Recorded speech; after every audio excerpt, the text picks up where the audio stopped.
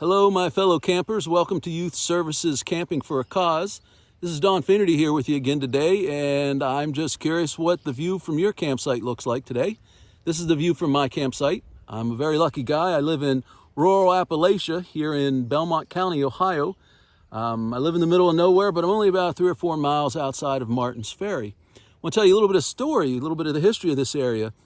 Right in front of you is the border between what is now Ohio and West Virginia, but about 250 years ago, when it was the border between Ohio and Virginia, there was a man named John Nixon. He lived right across the river, right there, in what is now known as Warwood. Now, John Nixon and his family lived there, and this part of Ohio was known as the Indian Territory, and the settlers were not allowed on this side of the river. This belonged to the Indians. But John Nixon and his family, his sons, would come across the river on a john boat or skiff. They would ditch that boat down around what is now known as County Road 4, Glenn's Run, and they would come up, walk up a trail that follows the river on the hillside, on the top of the hills. And that trail, state archaeologist for the state of Ohio once told me, was an old bison trail, an old trail that animals would have used for migration when they would go from north to south with the seasons. That trail would have later, of course, been used by the people who lived here. This area was populated before the Iroquois Nation. This would have been populated by the ancients, known as the Adena and the Hopewell, the mound builders. We're all familiar with the big mound in Moundsville, but fewer people are aware that there is a mound still in existence in Yorkville, Ohio, and in Martins Ferry, where they put in Hanover Street. Back in the day when they put in the road, they actually removed an Indian burial mound to put the road in. But anyhow, that road would have been used by native peoples to travel from one part of this area to another. And it's a very clear path. It's obvious it's been a path for hundreds, if not thousands of years. And that's the trail that John Nixon and his sons would have taken to come up to this area over here.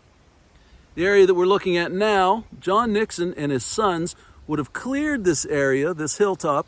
He would have cleared it of the trees, the virgin forest timber that would have been there, and he would have put in his gardens. Now, John Nixon and his sons cleared the area. They put in terraces on the hillside.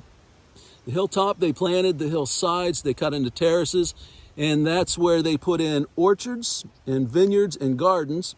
They would have taken that food back across the river to the Virginia side for their family and to sell in markets. Now, this is all recorded in history, and I find it very interesting. If you live anywhere in this area, you're sitting on history no matter where you are. And the Nixons, when they kept this area and farmed it, it was definitely a different environment. It was still wilderness, and there were still the likelihood of Indian invasions. Now, John Nixon and his family are buried in a cemetery, a graveyard on my property, which is pretty much right in front of you now. And I think John Nixon died in like the 1830s. But anyhow, here comes one of my dogs, Adena. This is my campsite today. I hope you're enjoying your campsite.